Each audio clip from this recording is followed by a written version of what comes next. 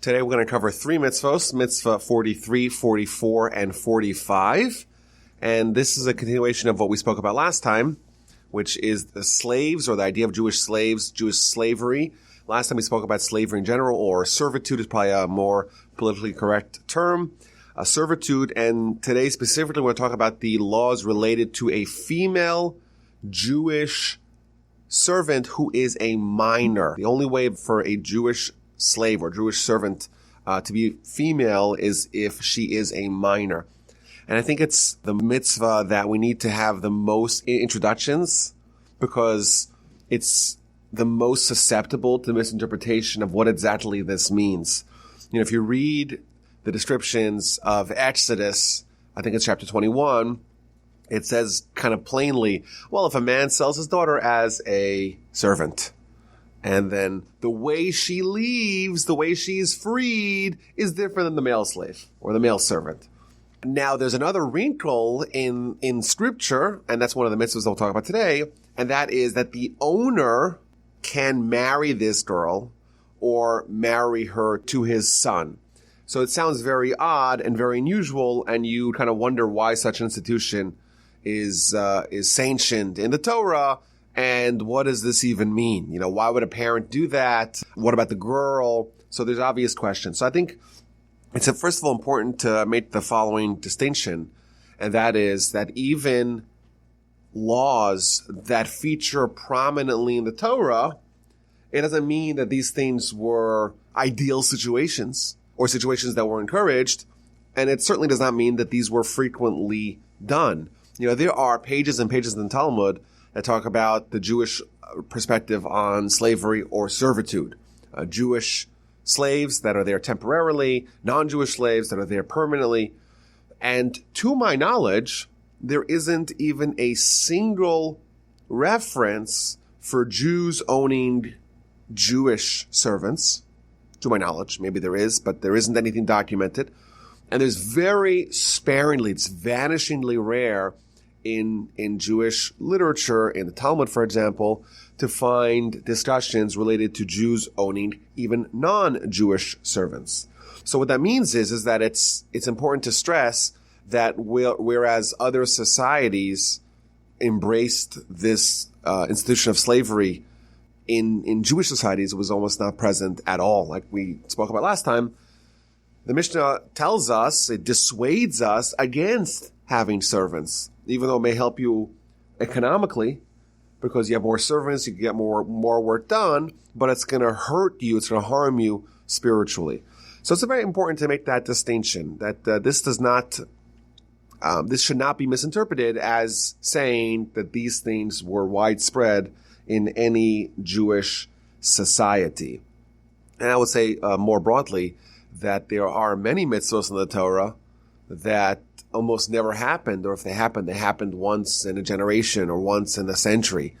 Like the Talmud says, you read the Torah, how many mitzvahs in the Torah carry with it a death penalty? Many. Yet we're told that capital punishment in a Jewish court of law was exceedingly rare. Once in 70 years, a Jewish court would execute someone. The 70 years is a lifetime. You know, Texas executes someone every week. Now, again, I don't want to talk about that subject because it's just an example. But the example is that just because the laws are written in such a way, you have to learn the details, what they actually mean, what is the circumstance of them, etc.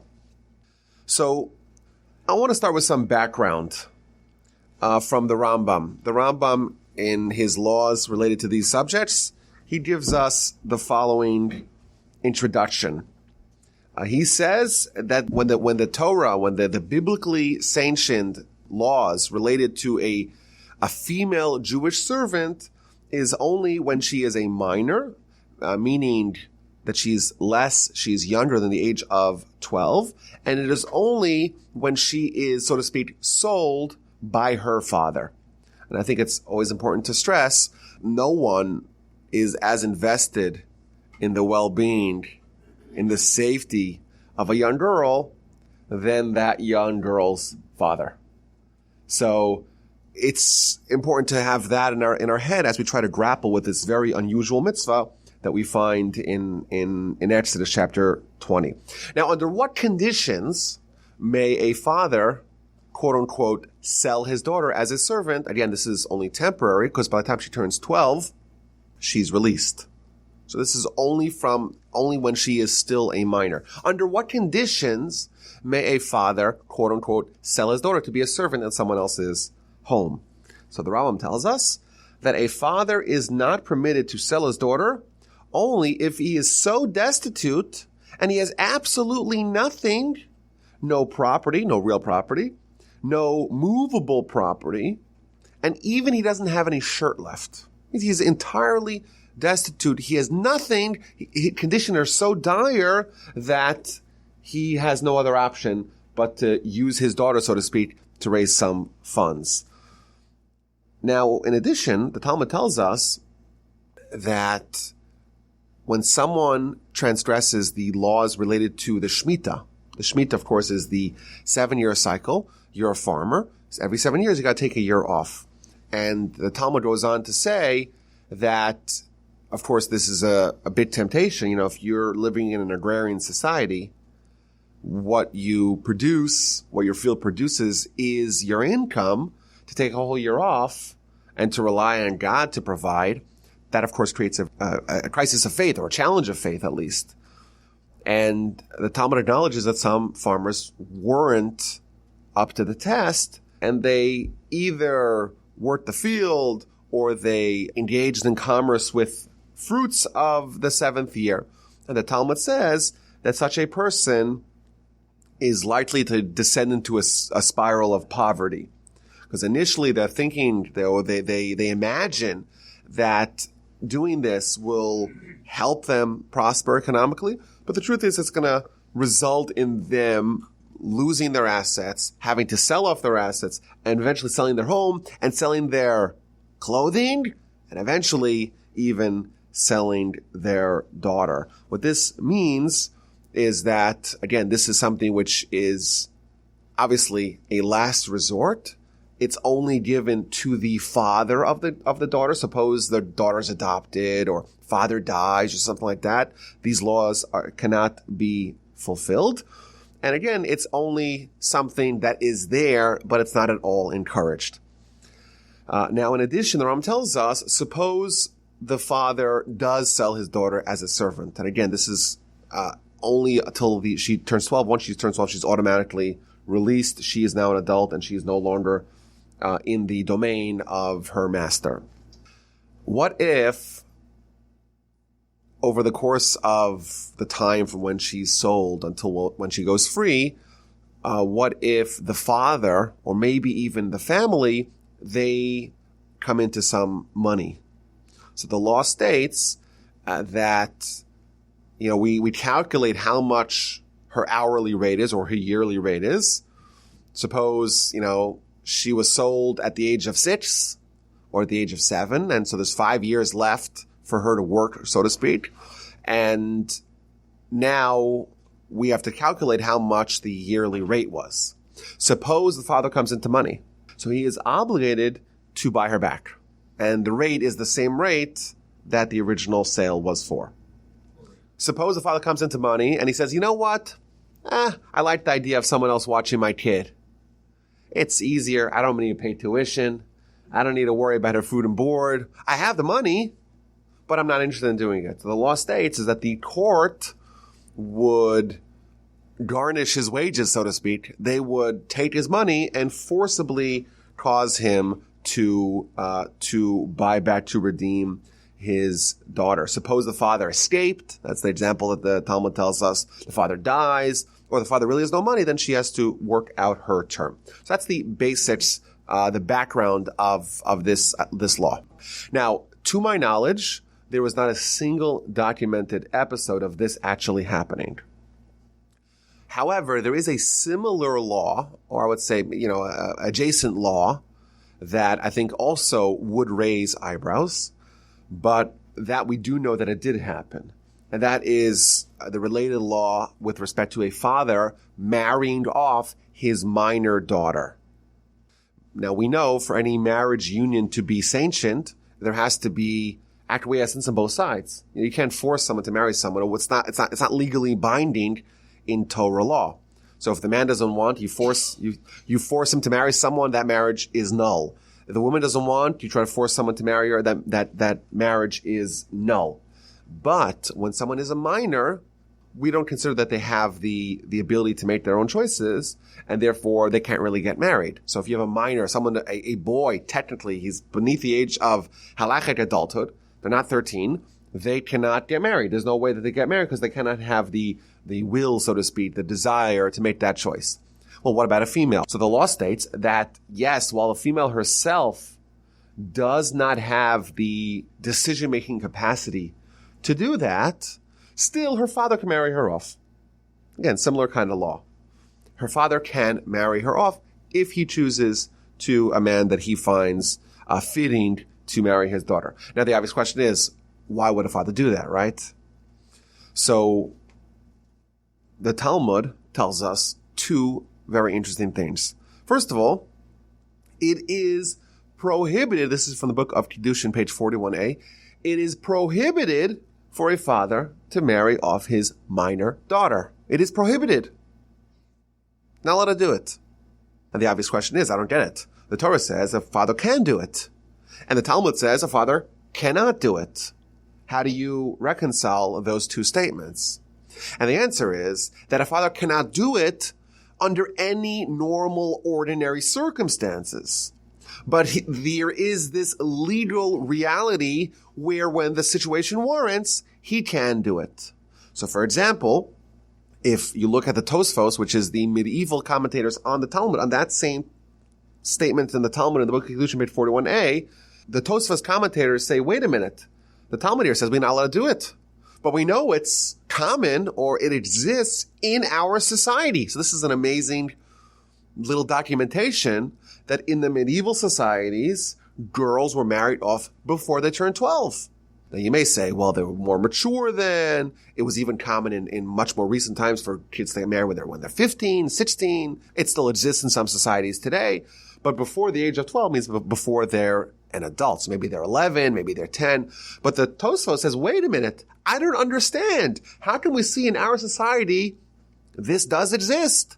Yet the Talmud says it is prohibited for a father to marry off his minor daughter. And the Tosfos answers that it's because in our society, and I'll read you word for word, every day the exile which means the state of the Jews in the diaspora, it strengthens. And if a father has the ability to marry off his daughter and to pay for it and to cover the expenses, he should do it right away. Because who knows, maybe tomorrow things will change, his fortunes will turn, and then it'll turn out that his daughter she'll be an old maid, she'll never be able to get married. Again, this idea that the father acting in the best interest of his daughter, which every father, and certainly every father who has a daughter knows, that there's nothing that motivates you more than protecting your own child in a very extenuating circumstances. When you realize that this may be your only chance, then this carve out, so to speak, this legal carve out allows for such an arrangement, even though under normal circumstances it is in fact prohibited for a father to marry off his minor daughter. And I want to add, there is, the Talmud talks about this, and we know this was present also in medieval times. There was another situation in which something like this would be exercised. And that is, there was a decree that existed under the Romans that if a young girl or a young woman who is engaged to be wed, she's first commandeered by the local commander, and she has to spend the night with him, so to speak, before she could get married. Now, and we know that this was not just in antiquity, it was in more recent times, in the medieval times or the Dark Ages or things like that. This practice, again, in the times where people had no rights, and certainly the Jews were fair game, their women were sometimes harassed, is maybe a gentle term. under those circumstances, would be another, again, very unusual, very distinguished situation where the father would say, unmarried girls, engaged girls, they're fair game. The married women, they have a certain degree of protection. And that would be another, again, very unusual, non-standard situation where the father would invoke this to try to spare his daughter from being taken by the lords or the whoever was in charge of that particular region, if that was the practice in that location at that time. So again, we should not be taking the lesson from reading scripture and say, "Oh, a father marries of his daughter. Why not? I need some more assets." Again, the Rambam tells us it's only if they're absolutely destitute and they literally are dying of starvation. And even then, we see the laws today that it's really not as it may seem. Okay, so that's the background of these particular laws. And the three that we read about in quick succession in chapter 21 of Exodus is, number one, is the concept of the master or his son marrying this young girl. Number two is the mitzvah of facilitating her being redeemed, bought back, so to speak. The father has money. Then the owner is mandated to release his servant if they pay the prorated rate of deducting how much she worked and how much time is left on her term. And number three is the mitzvah to not sell her off to someone else. It means she does not become his chattel. He cannot actually sell her off. She's working for him temporarily. She is a servant in his domain, but she does not belong to him. He cannot sell her off. And that, by the way, these final two would apply both to a male and a female Jewish servant, that the master is obligated, if external funds become available, someone wants to redeem them, the master is obligated to release them, and the master may not sell them, pawn them off to somebody else. They don't really belong to them. They are required to work for them for a maximum of 6 years, or for a girl if she becomes an adult in the interim, or of course if Yovel arrives. Yovel is the Jubilee cycle we talked about last time. But he does not own her to the degree that he can sell her.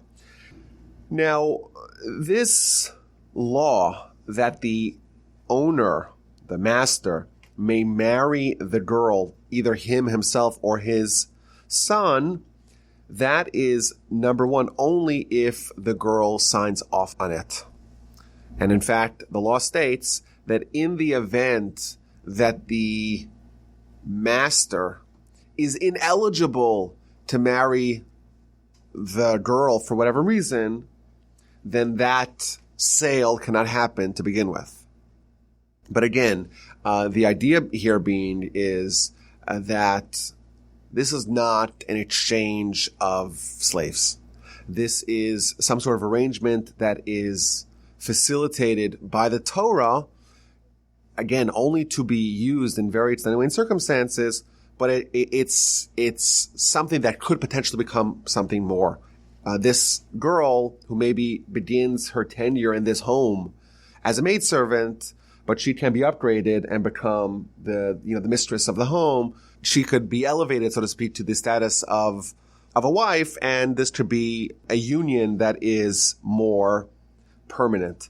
It only applies in the times of Yovel. Again, only when the Yovel cycle is present does this apply. It is also not mandatory, and that means the master is not required to marry her, but he may do it, and it is a mitzvah if he does it. And in addition, he has to also allow for her to be bought back in the event that funds become available. If he does marry her, then they're married like any other two people. She's his spouse, and that's it.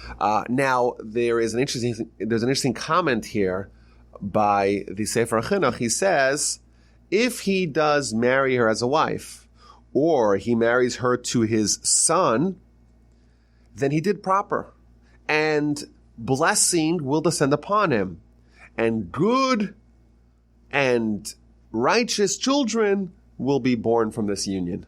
Which means that this is a happy ending to the saga. The girl from a very destitute background is brought into the home, and she actually becomes the wife, the mistress of the home. That's a happy conclusion. Just a final note, the next law, mitzvah number 46, talks about in the event of a master or the master's son marrying this girl, if he chooses to marry someone else, he cannot demote his first wife into a lower status. And that's the mitzvah number 46, which is the prohibition against denying rights of the wife. A marriage is a union which has mutual responsibilities, the husband to the wife and the wife back to the husband. And the responsibilities the husband has to the wife is enumerated in the ksuba, in the marriage document, and there is a prohibition for him to withhold, to deny any of these items to his wife. And the way it's presented, it's in this context. You would think that, maybe such a marriage, such a union where the husband was originally the master and the wife was originally the maidservant, you may think in this case that she has some lower status and maybe he could deny her or something. She still has the residue, the vestiges of being a maidservant, and therefore the Torah says, no, she's a regular wife, and all the laws apply, and all the responsibilities apply, and all the rights must be granted, and he cannot deny them. And those are, in the Torah, food, room and board, obviously, clothing, and conjugal rights. And in fact, the mitzvah states that in the event that the husband does deny this, and this applies to all husbands, which is not specific, it's presented over here because you may think that in this case it's more likely to be denied, but applies to all husbands. It's a mitzvah that they cannot deny these to their wives. And in fact, if they do, the wife could go to court, and the court would mandate that he fulfill his responsibilities and uphold this mitzvah.